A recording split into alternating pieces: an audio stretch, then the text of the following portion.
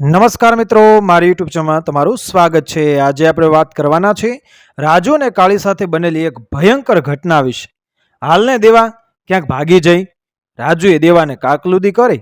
એને હયે અકથ્ય અજંપો હતો ને આંખમાં આંસુ। બાકી આ જલમારે આપણને અહીં કોઈ હકે નહીં રહેવા દે। રાજુ, તારી વાત તો જાણે સાચી છે, પણ એમ કઈ આંધળું ક્યાં થોડા થાય। બધી પાનો વિચાર કરવો પડે। કાંક પકડાઈ જાય તો તારે ને મારે બેયને વખ ધોળવાનો વારો આવે। દેવાએ સમજાવટના સ્વરે કહ્યું, પણ આગે માના પેટ જેવી ગીરની કંદરામાં ગરી જાશું તોય વાયરાને ગંધ નહીં આવે। સારું, મને ટાઢે કોઠે વિચાર કરવા દે। દેવા, પ્રીત ખાંડાની ધાર છે, જાજો વિચાર કરમાં। એમાં તો આ પાર કે ઓલે પાર। ગાંડી, તારે તો બસ બોલવાનું છે, મારે કરવાનું છે। સંધી હંધી બાજુ જોવું પડે। તને ભગાડીને લઈ ક્યાં જાવ, ક્યાં રાખું, શું ખવડાવું? દેવાએ ફરી રાજુને સમજાવવાનો પ્રયત્ન કર્યો। રાજુએ સામો છણકો કર્યો, તું જો આમ ફીફા જ ખાંડો રાખીશ તો મારે કૂવો પૂરવાનો વારો આવશે। શું હો? હા, મારી કુખમાં તારું। દેવાને માથે વીજળી ત્રાટકી હોય એમ કાને હાથ દીધા। આંખોમાં ભયનો ઓથાર એ ઉતરી આવ્યો। આ તું શું કહે છે રાજુ? તે હારું તો તને નોરા કરું છું। હવે દેવાને રાજુની ઉતાવળનો તાગ મળ્યો। હારું, જા, કાલે સંજાકાળે બાવાને ટીંબે આવી રહેજે, કાંઈક માર્ગ ગોતી એ કાઢીશ, કહી એણે રાજુને ધરપત આપીને ધોરિયાની તૂટેલી પાળી પાવડાથી સમી કરવા મંડી પડ્યો। રાજુએ એ ભાતની પોટલી ઝાડ હેઠે મૂકીને કમને ઘરની વાટ પકડી। શેઢો પાર કરતા પેલા અચાનક એ અટકી। 4 દી પછી મારો હથેવાળો છે, એ તો યાદ છે ને? આગેથી સાથ કરી એણે દેવાને યાદ દેવરાવ્યું ને ઝપાટા ભેર એ ગામકોર વહેતી થઈ।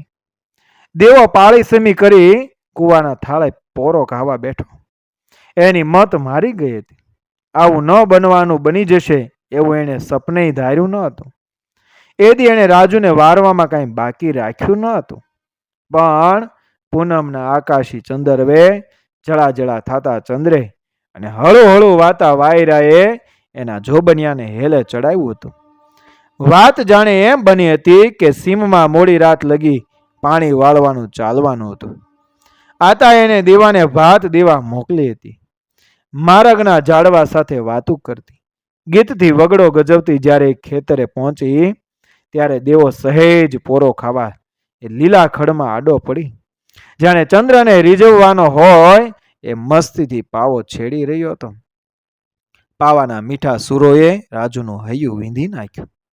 સાનબાન ભૂલી છાને પગે દેવાની પાછળ પહોંચી ગઈ ને હળવેકથી એની આંખો દાબી દીધી। દેવો પાવો બંધ કરી ઓ રાજુડી કહી એ પહેલા તો એણે દેવાને આંખના કમળથી વીંધી નાખ્યો। એ દેવાની છાતીમાં સમાઈ ગઈ। એના મુલાયમ રેશમી સ્પર્શથી દેવો પરવશ થઈ ગયો। રાજુએ પોતીકી મર્યાદા છોડી દીધી। પોતાની મેળે જ એણે પોતાના જોબનને બોટાવા દીધું। દેવો કોળીનો દીકરો હતો। રાજુ સુખી ખેડૂની એકની એક લાડકવાઈ દીકરી હતી। દેવાના મા બાપે એ કોગળિયાના વાવરમાં હારે જ મોટું ગામતરું કરેલું। નપાવટ કાકાએ બધું ઓળવીને એને આકાશી છતર હેઠળ રળતો કરી દીધેલો। રાજુના આતા માધા બાપાએ ફળીને છેક છેડે આવેલા એ કોળી વાસના આનંબા બાપા 8 વર્ષના છોકરા પર દયા આણી પાંખમાં લીધો હતો। રાજુ કરતા એ 4 વર્ષ મોટો હતો। રાજુને દેવાને બાળપણથી જ ભારે માયા બંધાઈ ગઈ। આજકલ કરતા બંને જુવાનીમાં પગરણ માંડ્યા।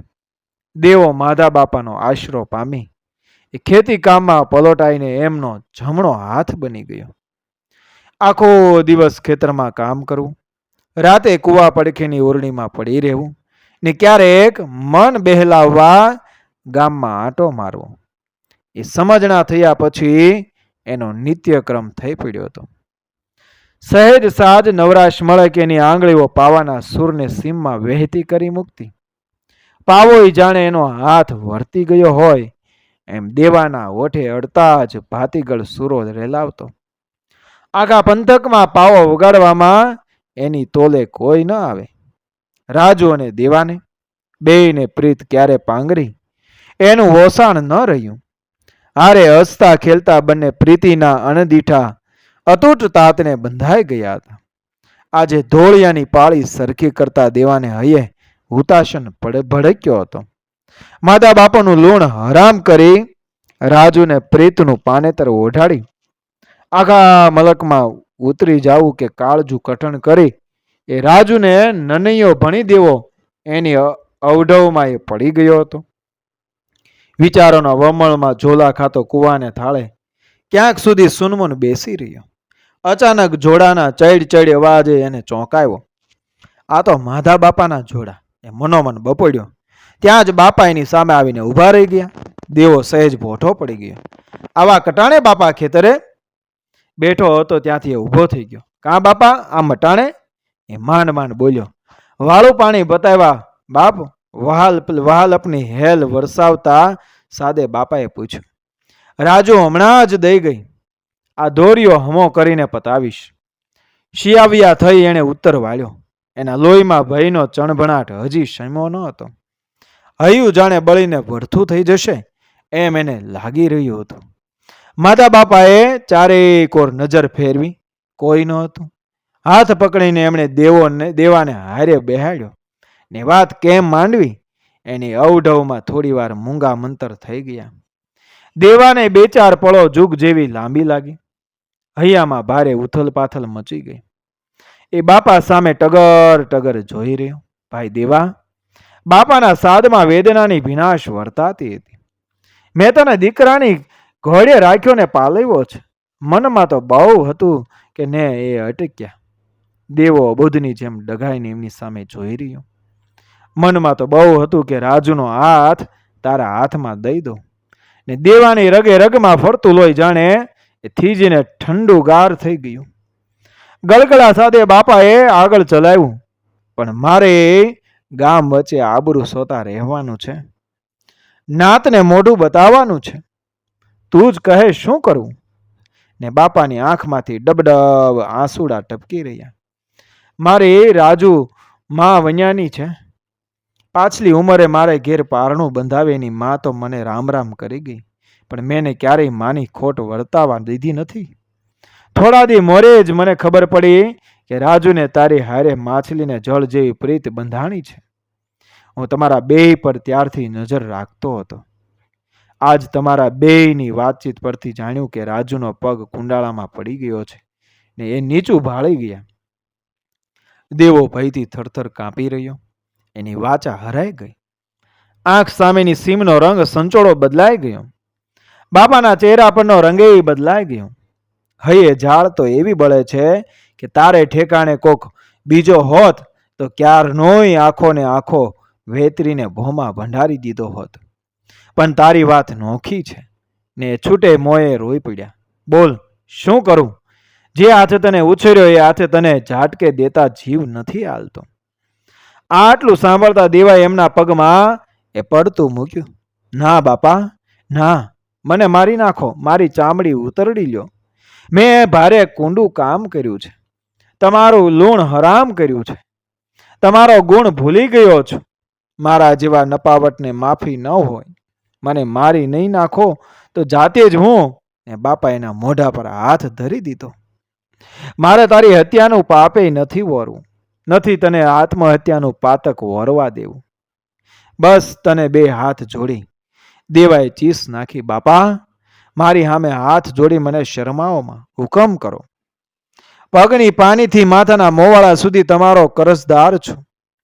દેવાની આંખો પશ્ચાતાપની ગંગા વહાવી રહી હતી ને બાપાની આંખો કરુણાની.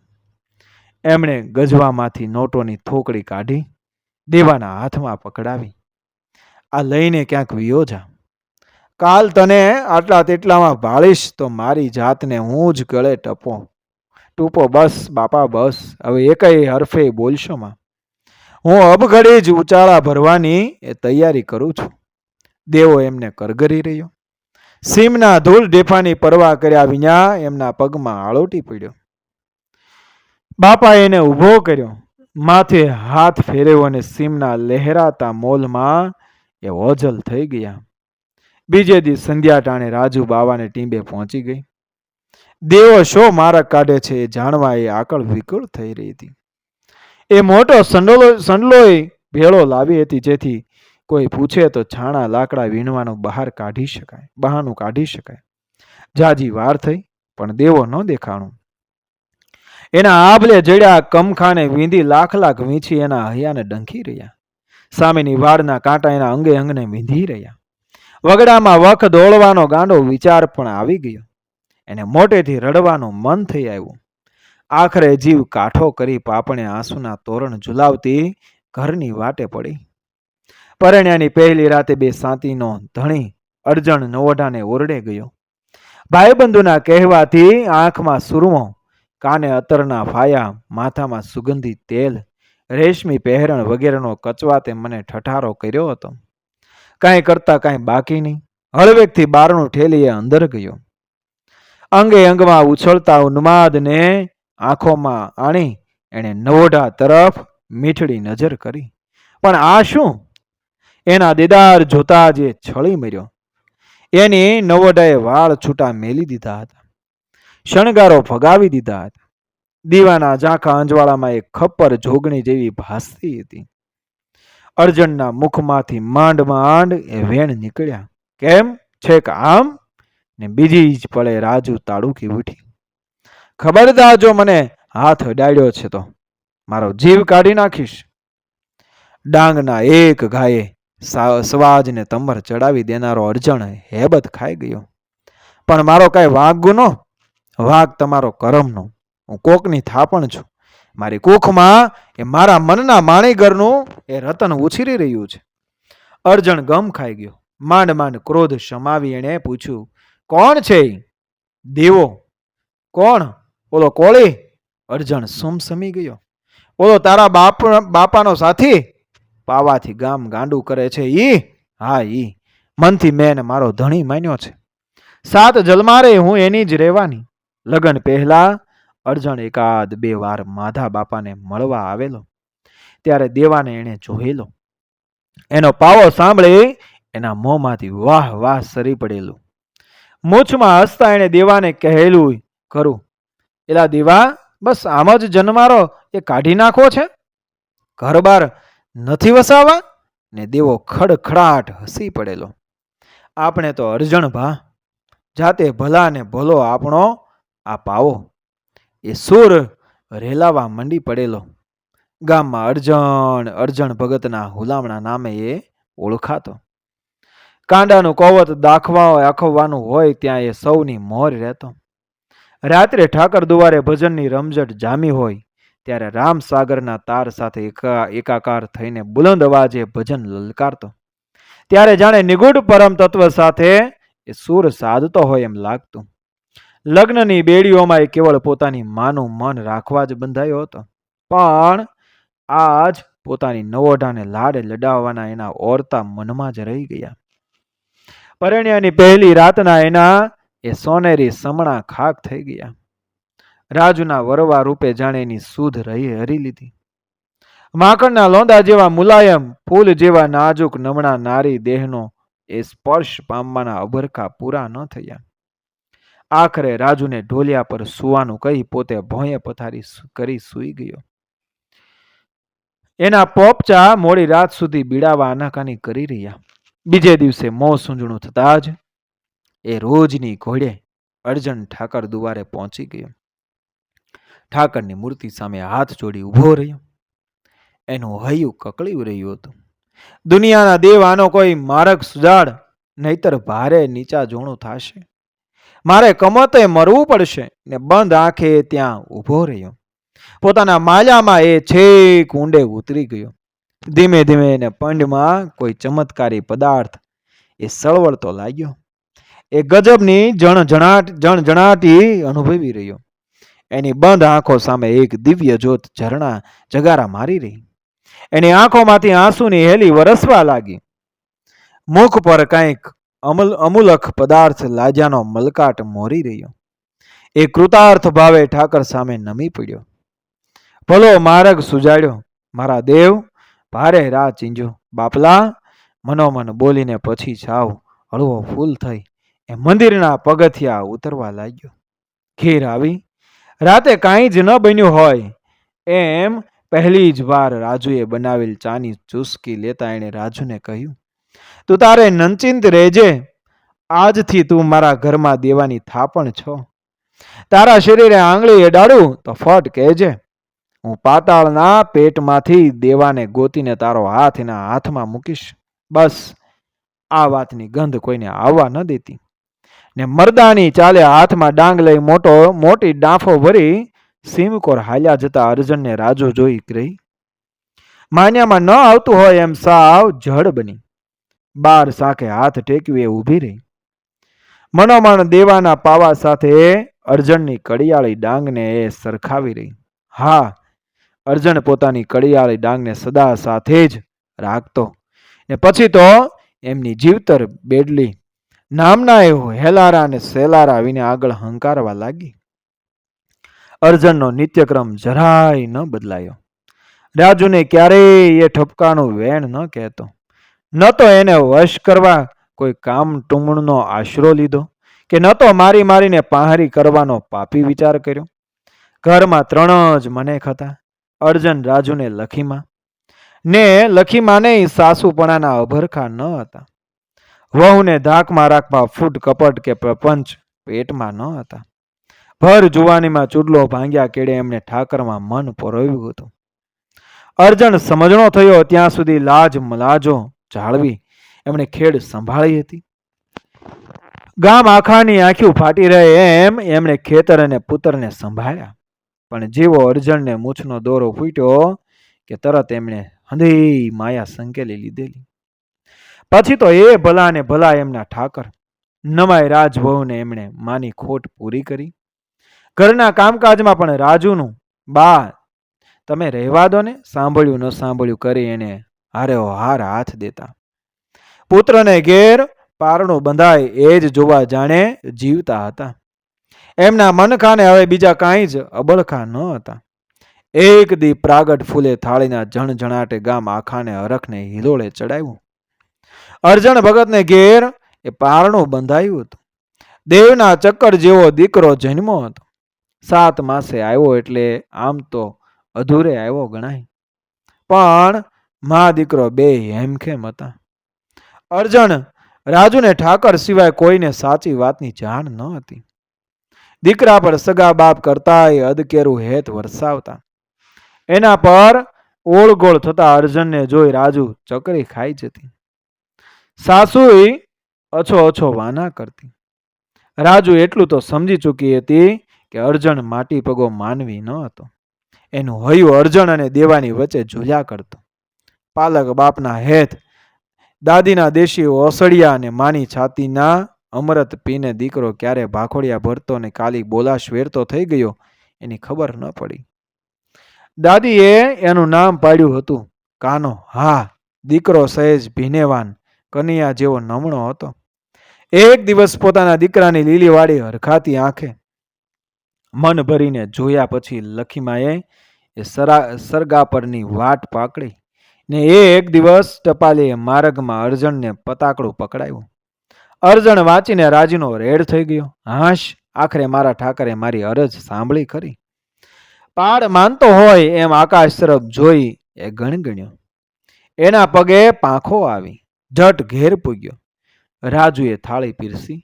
બાપનો સાદ સાંભળતા જ કાનો પગની ઘૂઘરી એ ઘમકાવતો આવી પૂગ્યો ને બાપના ખોળામાં બેસી ગયો. ધીમા જબોળેલું રોટલાનું બટકું પ્રેમથી અર્જણે એના મોંમાં મૂક્યું. રાજુને આ ઘરમાં આવે 3 વર્ષ થવા આવ્યા હતા. ક્યારેય એણે અર્જણને એ ઊંચા સાદે બોલતા સાંભળ્યો ન હતો. ક્યારેક એને આ દેવ જેવા જણને દુભવ્યાનું ભારે દુઃખ થઈ આવતું. આ મુઠ્ઠી ઊંચેરા માનવીની ગરવાઈની મનોમન એ વંદી રહેતી. કાનાના આવ્યા બાદ દેવો જાણે ભૂલાવા આવ્યો હતો. એ ખરે જ અર્જણ તરફ ઢળી ચૂકી હતી. સ્ત્રી સહજ સંકોચના દાયરામાં રહી એણે અર્જણને વાતનો અણસાર આપવામાં કશું બાકી રાખ્યું ન હતું. પરંતુ પ્રથમ રાત્રિના કડવા અનુભવ પછી અર્જણ એ દિશામાં એ વિચાર સરખોય કર્યો ન હતો. બંને એકલા હોય ત્યારે અર્જણ એની હારે એ ખપ પૂરતી જ એ વાતો કરતો અને એ નીચી નજરે એક હાથે દીકરા પર વહાલપની હેલ વરસાવતા અને બીજે હાથે એના મોંમાં કોળીઓ દેતા. અર્જણ બોલ્યો, કાલ કાનાને પંચાસરે પગે લગાડવા લઈ જાવો છે.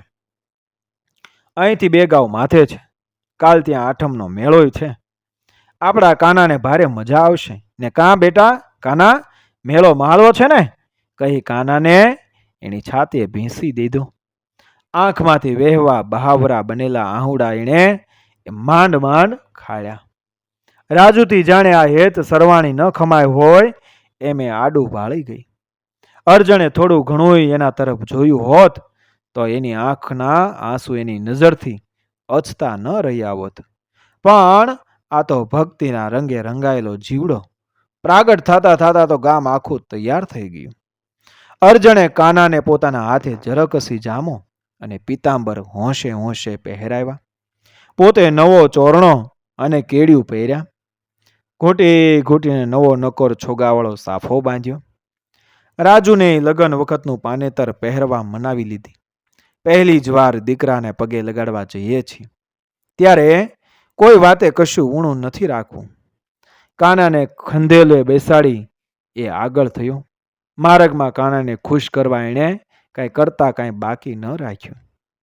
ક્યારેક એ સરપટ દોડતો, ક્યારેક ઠેકડા મારતો હતો, ક્યારેક એનું નામ જોડી અવનવા જોડકના જોડી મોટેથી લલકારતો.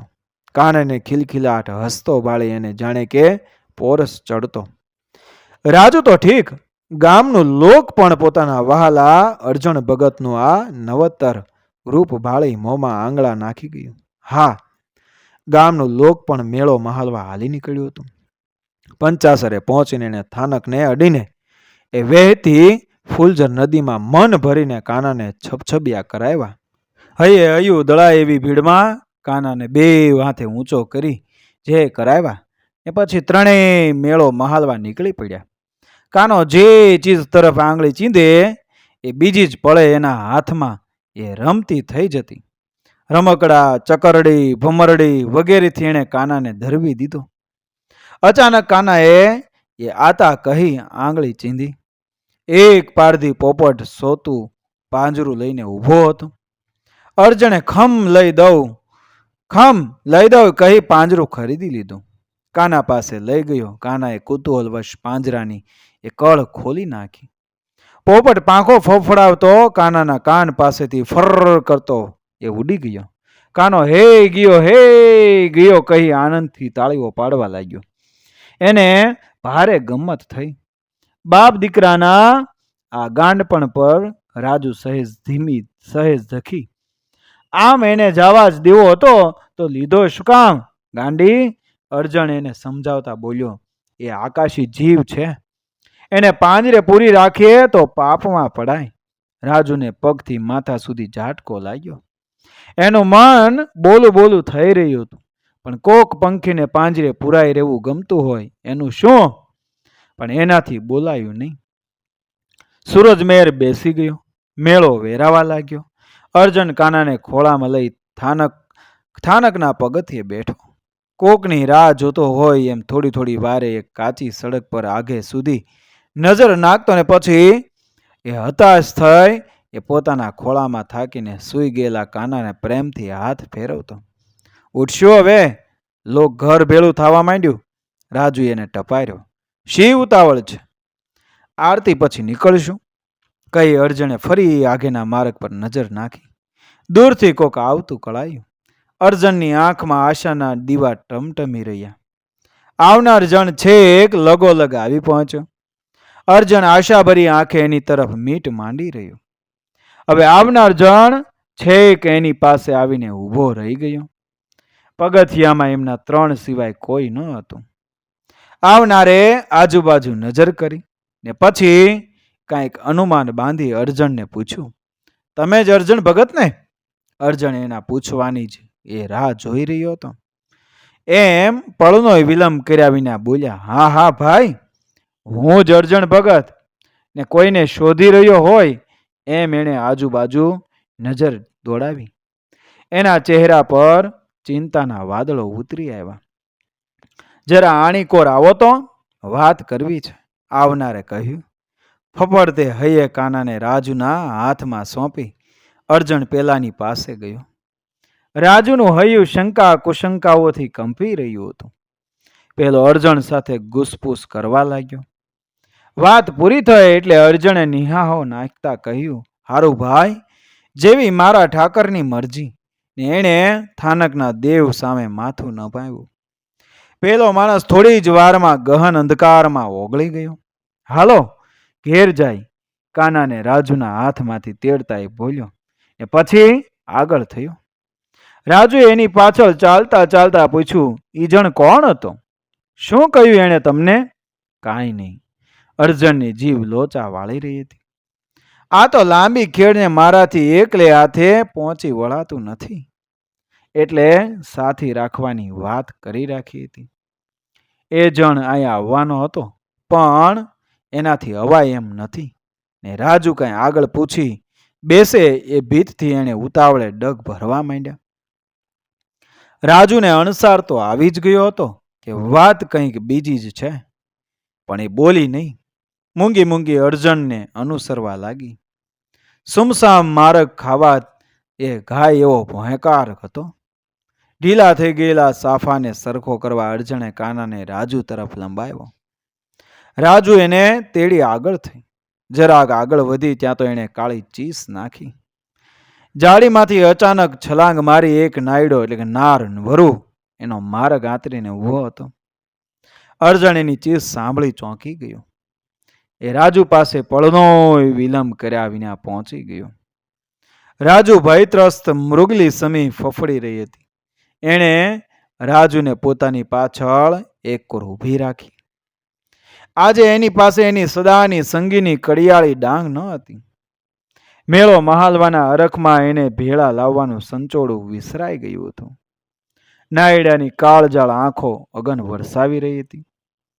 હુમલો કરવાની પૂર્વ તૈયારી સમો એનો ઘુરકાટ અર્જણ પામી ગયો. આ લુચ્ચું પ્રાણી વીજળીની જેમ અચાનક ત્રાટકે છે એની એને ખબર હતી. એણે માથેથી એ સાફો ઉતારી ડાબા હાથ પર વીંટાળી દીધો. નાયડે તરાપ મારી. એ બાજુ પર ખસી ગયો ને ચૈડિયા જોડાની એક ભરપૂર લાત એને પડખામાં મારી. નાયડો સહેજ આગો ફંગળાયો. હવે વધારે જનૂની બન્યો. એ બમણા વેગે અર્જણ પર ત્રાટક્યો. લાગ જોઈ અર્જણે સાફો વીંટાળેલો આખે આખો હાથ એના મોઢામાં ઠાંસી દીધો. બીજે હાથે એના ગળા પર ભીંસ દીધી. નર અને પશુ વચ્ચે તુમુલ યુદ્ધ ખેલાયું. રાજુએ ધાજો રે ધાજો ની ચીસોથી વગડો ગજવી નાખ્યો. ખેતરમાં રાતવાસો કરતું લોક હોકારા પડકારા કરતું હાથે ચડ્યું હથિયાર લઈ ધાય આવ્યું. નાયડો જાડીમાં ઓઝલ થઈ ગયો. અર્જણનો હાથ લોહીથી લોથબથ થઈ ગયો. ચહેરા પર પણ નહોર વાગ્યા હતા.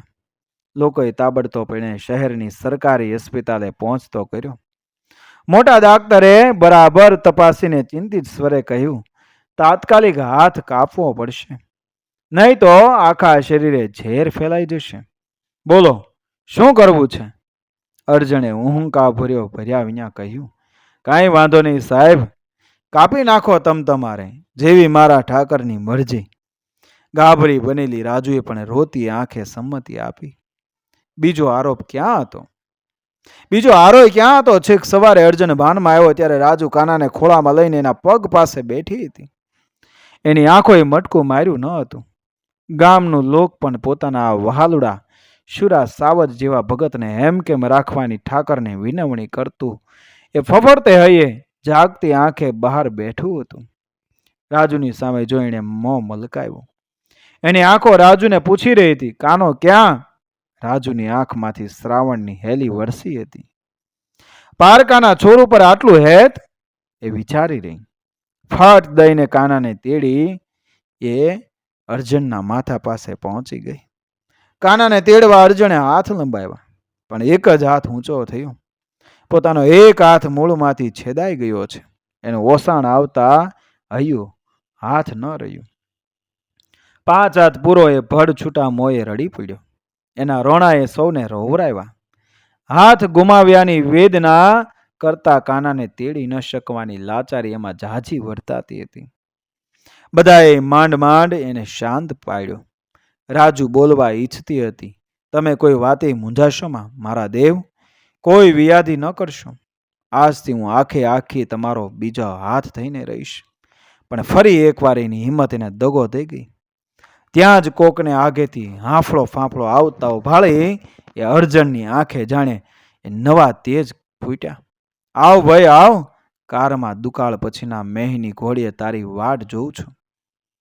અર્જણે હૈયાના હેતથી એને આવકાર્યો. આવનારને ભાળી રાજનું હૈયું થડકો ચૂકી ગયું. આંખે તમર આવી ગયા. હા, એ દેવો હતો. એનો પ્રેમી એ અર્જણ પાસે આવી ઊભો રહ્યો. આ શો ગજબ થઈ ગયો અર્જણબા! ગઈકાલે મારી માનેલી બહેનને વરાવવાની ન હોત તો આવો અનર્થ થાત નહીં. હું જ તમારો ગુનેગાર છું. મારે લીધે જ તમને. અર્જણે એને અટકાવ્યો. ગાંડા, થવા કાળને કોણ રોકી શક્યું છે? મારા કરમે આ પીડા હું લખાવીને જ લાવ્યો હોઉં, એમાં તારો શું વાંક? ને આંખમાં અમી આણી એણે આગળ ચલાવ્યું. લે, સંભાળી લે હવે તારી થાપણ, એટલે હું મારા ઠાકરના બંધનમાંથી છૂટું. ને એણે રાજુને સૂતેલા કાના તરફ નજર કરી. એના ચહેરા પર પરમ સંતોષનું પોત ફરી વળ્યું. એના મુખ પર રમતા સ્મિતે સૌને અવાક કરી મૂક્યા. ખુશીથી લઈ જા તારા પુત્રને તારી. ખબરદાર જો હવે આગળ એકેય વેણ બોલ્યા છો તો. રાજુએ આજુબાજુના લોકો ચોંકી ઉઠે એવી રાડ નાખી. એણે આગળ બોલતા અટકાવ્યો. હા, હવે એ ચૂપ રહેવા માંગતી ન હતી. એની સબૂરીની અવધિ હવે આવી ગઈ હતી. હૈયે ભંડારેલી વેદના સાથે પડ તોડી વહેતી જલધારાની જેમ વાચા બની વહેવા લાગી. મને તમારી ઘરવાળી નહીં તો નોકરાણી ગણજો, પણ તમને છોડીને હું ક્યાંય નથી જવાની. તમારા પગે પડું છું. એના આંસુઓ આંખોની એ માજા છાંડી ચોધાર વહેવા લાગ્યા. મને ઘરના એક ખૂણે પડી રહેવા દેજો. દેવ જેવા મનેખને મેં દુભાવ્યા છે. મને માફ કરો. જાકાર દેશો તો માથું પટકીને મરી જઈશ. ને પછી સુનમુન થઈ દયામણી આંખે અર્જણને તાકી રહી. પહેલા તો શું બોલવું એની અર્જણને ગમ ન પડી, પણ પછી સમજાવટના સ્વરે બોલ્યો. ગાંડી, તારી સામે આખી જિંદગી પડી છે. જન્મારો કેમ જાશે? તારા મનનો આ માણીગર તને હોંશથી તેડવા આવ્યો છે. તું કાનાને લઈને ખુશીથી જ એની હારે જા. બાકી મારી આ દશા પર દયા ખાઈને હું તમારા પર દયા નથી ખાતી. મારા દેવ, તમે મારા પર દયા કરો. તમારી સેવા કરી મારા પાતક ધોવાનો મને મોકો આપો. તમારો બીજો હાથ બનવા દો. રાજુની આંખમાંથી પશ્ચાતાપની એ પાવની ગંગા વહી રહી હતી. હવે એને યાદ આવ્યું કે અર્જણે એને ગઈકાલે લગ્ન વેળાનું પાનેતર કેમ ચાઈને પહેરાવ્યું હતું. એ રડમસ સ્વરે બોલી, આ કાનો તમારા વિના હિજરાય મળશે, એનું શું? કાનાનું નામ પડતા જ અર્જણની સુધ હરાઈ ગઈ. એ બાળ કનૈયો હજી આવનારા સોનેરી દિવસોના એ મીઠા સોનલા જોતો મરકતા ઓઠે મધુરી નીંદર માણી રહ્યો હતો. એના તરફ હેતાળ નજર કરતા એણે રાજુને કહ્યું, ખરું કહું, કાનાને મેં કદી દીકરો માન્યો જ નથી. શું? રાજુ હેબત ખાઈ ગયા. હા, અર્જણના સ્વરમાં લાગણીનો મહેરામણ હિલોળા લઈ રહ્યો હતો. મેં કાનામાં દીકરાના નહીં, મારા ઠાકરના દર્શન કર્યા હતા. એ મારો ઠાકર, એ મારો દીનોનાથ, ને એનાથી ડુસકું ન ખાઈ ગયું. બસ અર્જણભા, બસ. તમારી માણસાઈના જાજા પારખા ન દો. તમે માણસાઈના મેરું છો. દેવો એને પગે લાગતા બોલ્યો. રાજુ, એને કાના પર મારા કરતા તમારો અનેક ગણો હક છે. મને રજા આપો. હું જાઉં છું. લ્યો આવજો. રામ રામ. એણે રાજુ તરફ એની માફી માંગતો હોય એમ બે હાથ જોડ્યા ને કોઈ અટકાવે એ પહેલા એ બહાર નીકળી ગયો. ગામનું લોક પણ રાજુને એ અર્જણની ભાળવણી કરી વિખેરાયું. રાજુ કાના સોતી એની પાસે આવી. સૌના ગયા પછી અર્જણે રાજુ તરફ નજર કરી. પહેલી જ વાર એની સામે મારકણું મુરક્યો. એની તરફ પોતાનો હાથ લાંબો કર્યો. રાજુ આછું મરકીને આડું ભાળી ગઈ. ગાલ પર નવડા સહજ શરમના શેરડા પડ્યા. શરમાતા એણે પોતાનો હાથ એ અર્જુનના હાથમાં મૂક્યો. એ ગજબની જણાટી અનુભવી રહી. અર્જુને પ્રેમથી એના હાથને દબાવ્યો ને એને હોઠે અડાડવા જાય ત્યાં જ બંને ચોંકી ઉઠ્યા. રાજુના ખોળામાં સૂતેલો કાનો ખિલખિલાટ હસી પડ્યો. સપનામાં કાનાએ અજાણતા કરેલા મીઠા અડપલાથી બંને મીઠી પહોંઠપ અનુભવી રહ્યા હતા. મિત્રો, વિડીયો પસંદ આવ્યો? મારી ચેનલ સબસ્ક્રાઈબ. મળશો આગળના વિડીયોમાં. જય શ્રી કૃષ્ણ. રાધે રાધે.